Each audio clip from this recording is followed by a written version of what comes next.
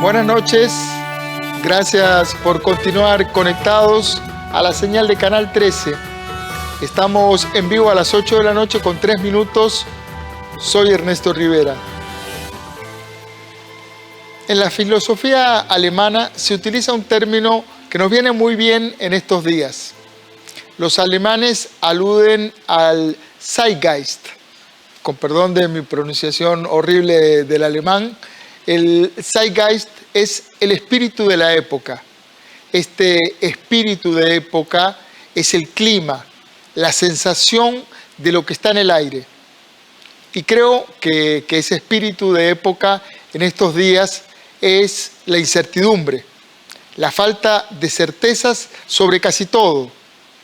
Esta incertidumbre aplica no solo a la situación sanitaria, también a la vida cotidiana, al trabajo, a la salud y, por supuesto, también a la política.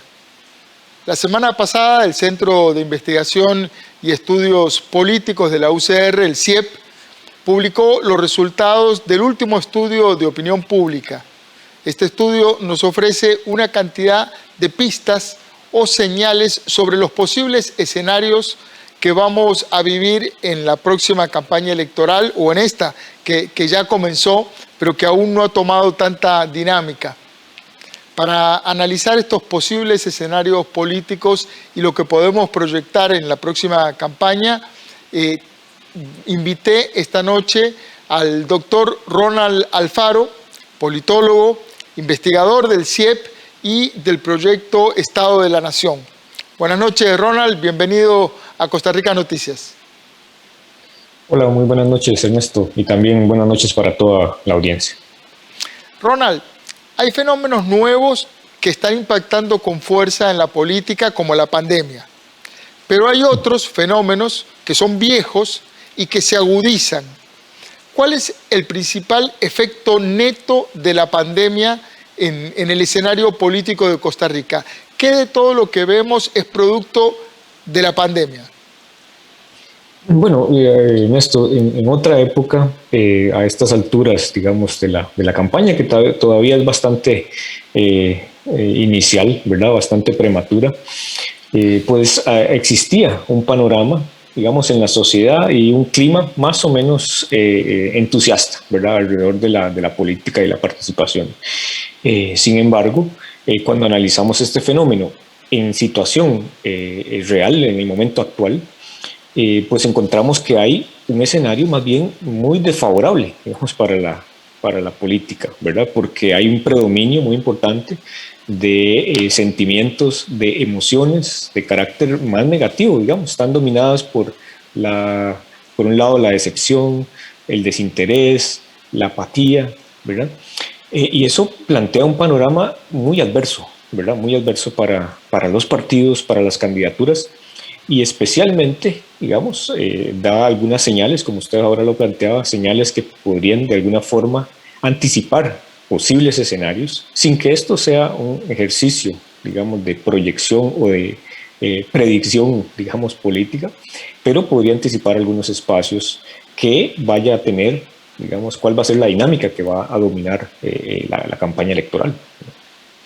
Ronald, al inicio yo trataba de introducir el tema hablando del Zeitgeist o el espíritu de la época encarnado en la incertidumbre. Viendo los resultados del estudio y la valoración de las instituciones que se observa, al inicio de la pandemia la sensación de miedo, el miedo que provocó el saber del virus, empujó unidad y consenso. La Caja y el Ministerio de Salud obtuvieron ahí en abril del 2020 su mejor calificación. Incluso hasta la Asamblea Legislativa sacó buenas notas en ese momento porque todo el mundo estaba asustadísimo y necesitaba aglutinarse. Hoy eso cambió y estas instituciones tienen notas mucho más bajas. Cae la confianza en las decisiones en materia de salud. Ahora en el noticiero lo vimos con claridad. Hay quejas, dudas sobre las estadísticas, etc. ¿Qué podemos esperar para los próximos meses y sobre todo para los meses previos a la elección? Bueno, será un escenario, digamos, desde el punto de vista político, un escenario turbulento, digamos, incierto, un panorama, ¿verdad?, en el que va a predominar un aspecto que es determinante, que es, digamos, en qué contexto toda la ciudadanía va a tomar la decisión de a quién apoyar en la elección presidencial y en la elección, digamos, legislativa.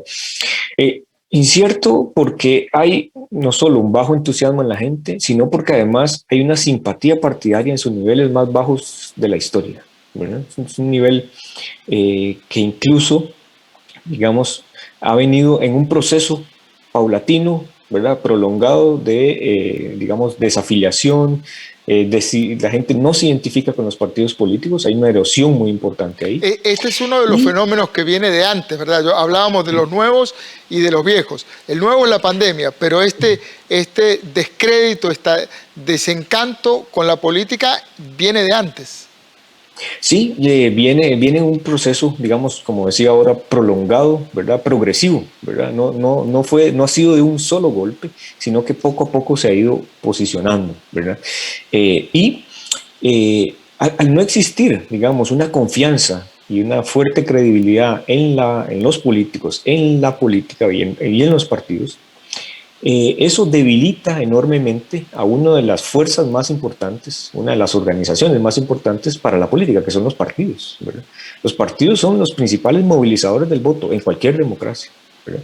Cuando las personas, cuando los ciudadanos se identifican fuertemente con los partidos, es mucho más fácil el tema del ejercicio de ir a votar, ¿verdad? Porque la gente sale a votar prácticamente sola, no hay que impulsarla, no hay que, ¿verdad?, convencerla. El gran reto que tienen hoy día los partidos es más bien convencer a muchos electores, ¿verdad?, que muchos grupos en la ciudadanía que no se siente identificado, no tiene una afiliación y no se siente identificado con los partidos. Entonces, en ese escenario, ¿verdad?, los partidos se enfrentan un doble desafío, Ernesto, que esto es bastante paradójico, pero es un desafío de convencer a muchos que no están identificados y matriculados con ese partido, y por otro lado, evitar a toda costa que los pocos que usted tiene en su canasto, digamos, se le vayan a salir, ¿verdad? Porque fácilmente, digamos, brincan de un lado a otro, ¿verdad?, en esas preferencias.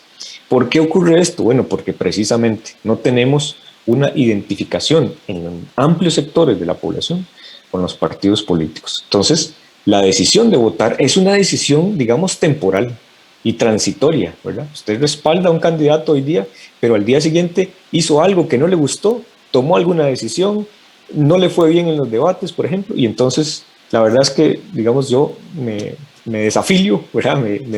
Me salgo de esa fila. Es impresionante porque esto es un cambio de matriz. Recordemos que en la política tradicional que gobernó el país durante muchos años, durante todo el siglo XX y entrado este siglo XXI, quizás hasta, yo me atrevería a decir, hasta la administración Chinchilla Miranda, de doña Laura Chinchilla, las familias, las personas tenían una raíz política. Las familias eran mariachis, o eran pericos, eran de Liberación, o eran de la Unidad, y eso era prácticamente que una tradición familiar cambiarse de bando. Hoy la raíz política es completamente endeble, volátil, la gente migra completamente, es casi que un concurso de popularidad.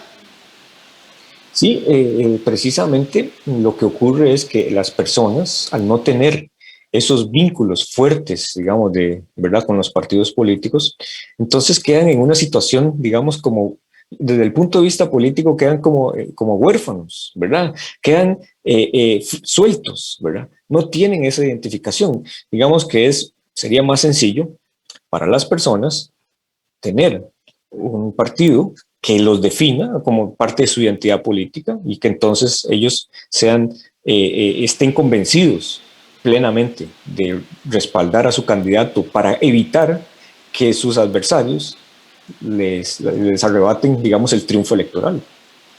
En otra época los partidos lograban llenar, ¿verdad?, el Paseo Colón, ¿verdad? A tope.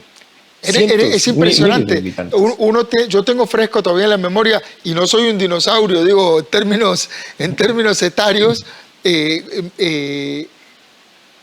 las famosas plazas públicas. Digamos, una manera de mostrar vigor político, de mostrar el apoyo que se tenía, de decir, yo llené 3 paseos Colón, llené desde la estatua de León Cortés hasta el San Juan de Dios. Hoy eso es completamente impensable. Hoy es impensable, y además cualquier partido político que lo haga, que esté, digamos, que asuma ese reto, se va a encontrar con un rechazo mayoritario de la gente, ¿verdad? ¿Por qué? Porque no tienen esa identificación. Antes la gente, a la hora de ir a votar y el día de las elecciones y los días previos, se vestía con los colores, ¿verdad?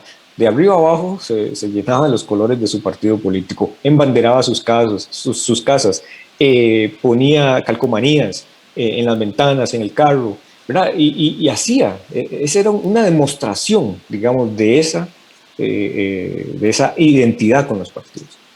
Hoy día, Ernesto, lo preocupante de esto es que los partidos, aquellas personas que se dicen ser simpatizantes de los partidos, son tan pequeñas que cabrían en un autobús y sobraría un espacio, por ejemplo, ¿verdad? Vea de lo que estamos hablando, cuando antes eran capaces de llenar todo un área capitalina relativamente grande, ¿no?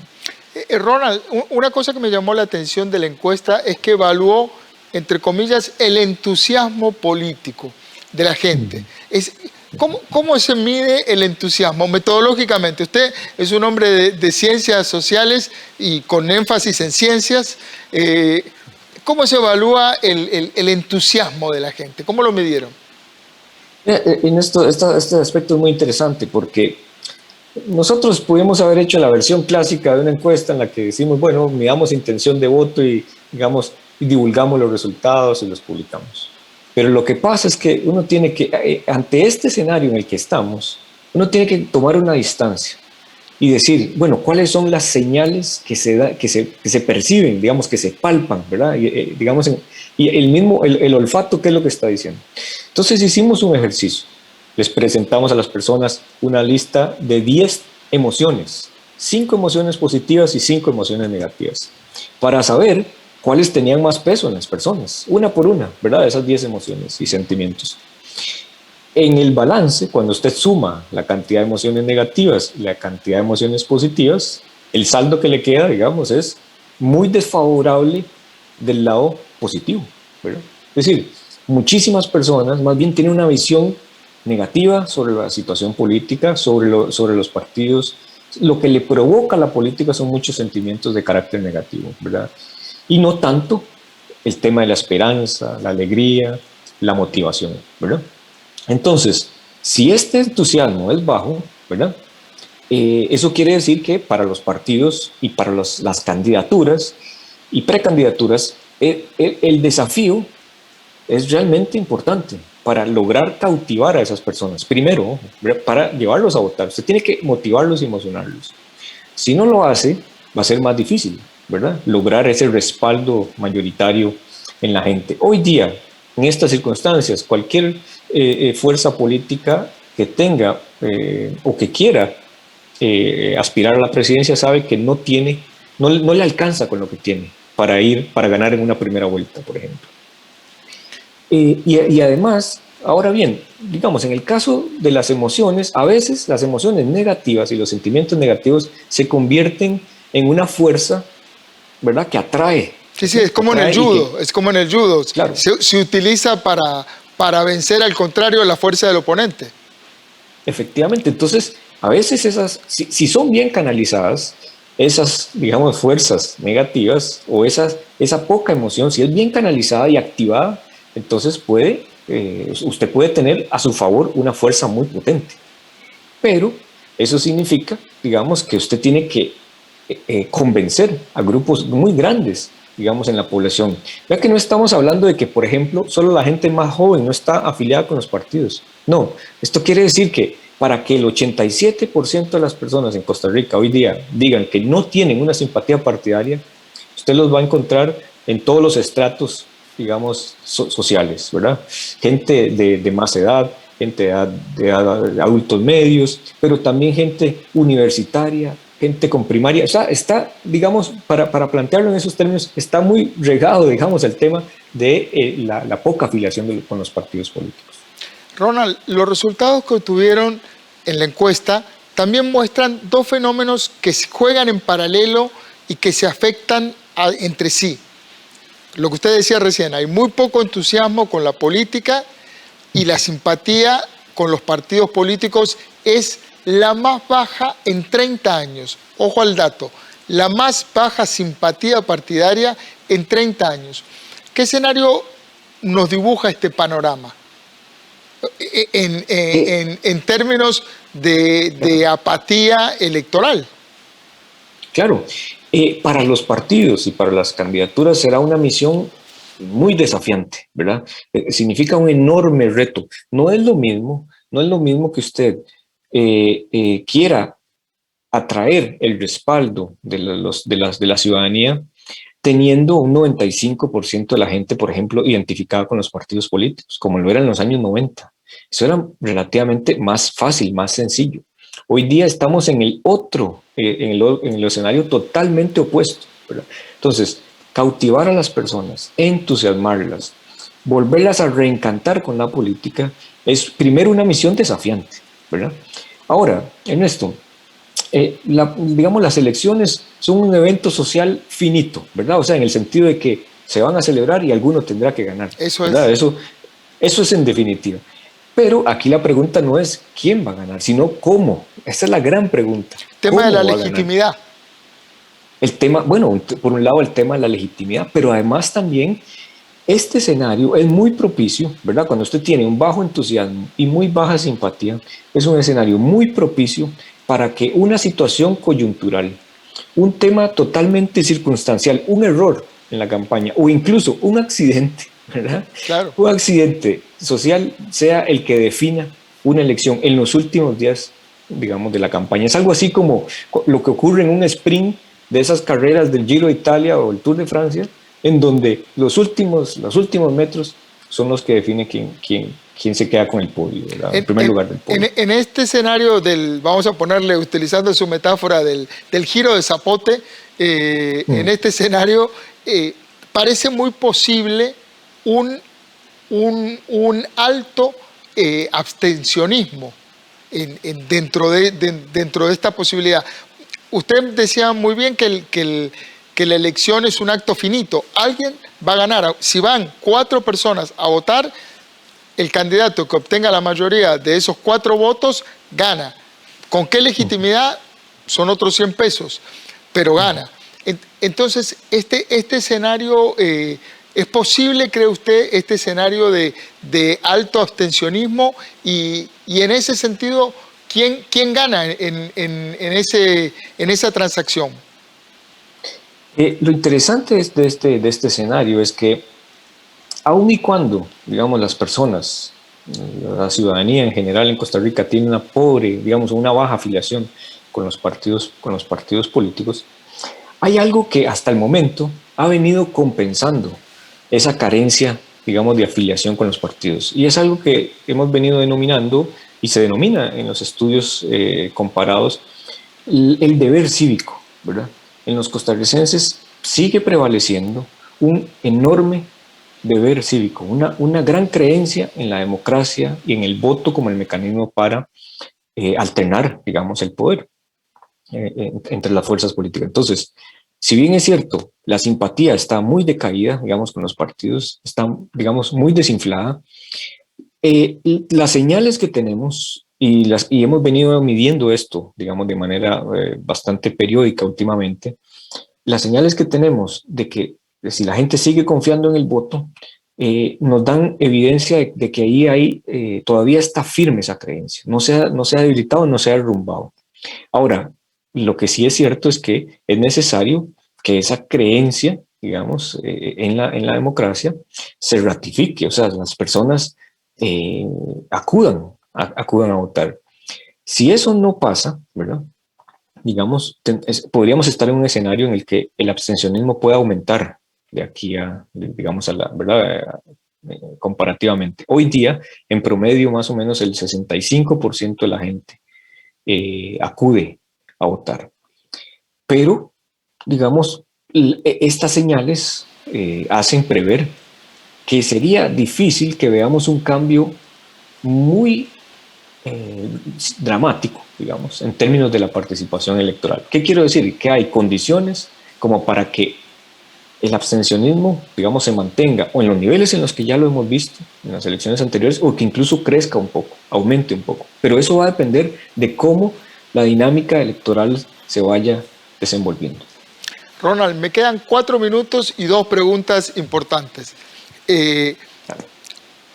Otra posibilidad que ya la vivimos es la polarización extrema. Eso ya lo vivimos en 2018, cuando el voto entre Carlos Alvarado y Fabricio Alvarado se polarizó a extremos mayúsculos con ribetes casi violentos.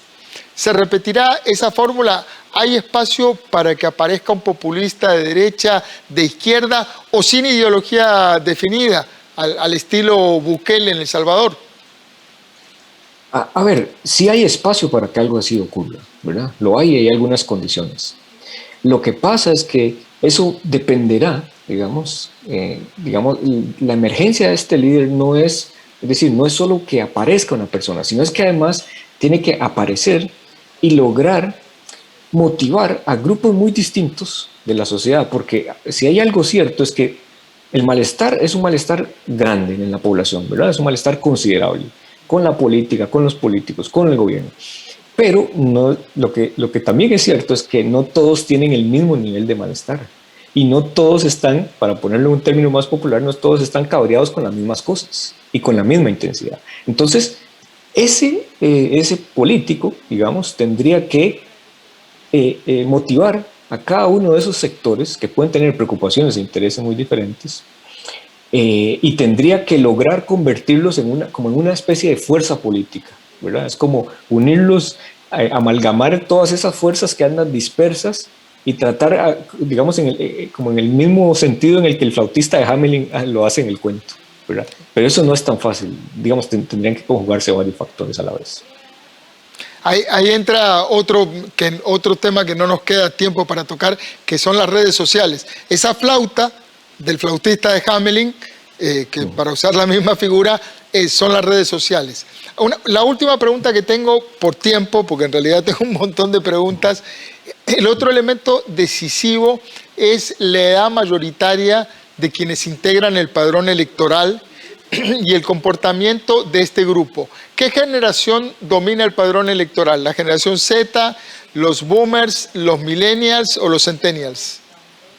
Estamos en una situación en Costa Rica, desde el punto de vista demográfico, que lleva a afirmar que tenemos por lo menos 2 grupos dominantes en el padrón electoral. ¿Cuáles son esos 2 grupos? Las personas menores de 34 años, es decir, entre 18 y 34 años, y las personas que tienen entre 45 y 60 años. Esos son 2 grupos dominantes, los más numerosos. Lo que pasa es que las personas más jóvenes, a pesar de que es un número considerable y en proporción es un número significativo, sus patrones de participación son más bajos. Históricamente siempre lo han sido. Esto tiene que ver con otras razones, digamos, de ciclo de vida electoral y político. Ellos, a pesar de ser un grupo más numeroso, votan menos que la gente de más edad. Los que tienen 45, 60 años, incluso, ¿verdad?, 65 y 70, son grupos de votantes muy habituales, ¿verdad? Entonces, digamos, tienden a influir mucho en el resultado, mucho más que la gente más joven, a pesar de ser un número parecido, digamos, en términos de la composición del padrón. Entonces, por ejemplo, un partido político que confíe gran parte de su apoyo solamente a los sectores más jóvenes, no necesariamente eso le garantiza el triunfo electoral. Usted necesita digamos, de los diferentes grupos etarios para lograr, digamos, para lograr ese triunfo. Entonces, digamos, a pesar de que el padrón pueda tener una composición más o menos equilibrada, lo determinante es cuál ha sido la conducta, digamos, del voto de estos grupos. Y sabemos que a mayor edad de los votantes hay una mayor participación electoral. Ronald Alfaro, no queda dudas de que tenemos un desafío enorme. Usted lo decía con total claridad, alguien va a ser el próximo presidente de este país. ¿Con cuántos votos? No sabemos. La incertidumbre es transversal a todo el proceso. Vamos a seguir conversando. Lo invito a que próximamente mantengamos abierta esta charla y este espacio de análisis. El doctor Ronald Alfaro del CIEP y del Estado de la Nación. Gracias, Ernesto. Buenas noches. Buenas noches. Hay que darnos un espacio para pensar en términos políticos. Mucha gente está enojada con la política, pero como decía el doctor Alfaro, alguien va a ser el próximo presidente y nosotros tenemos que escogerlo y luego vivir con los resultados de esa decisión. Recuerde, trabajamos para usted. Somos la televisión pública de Costa Rica.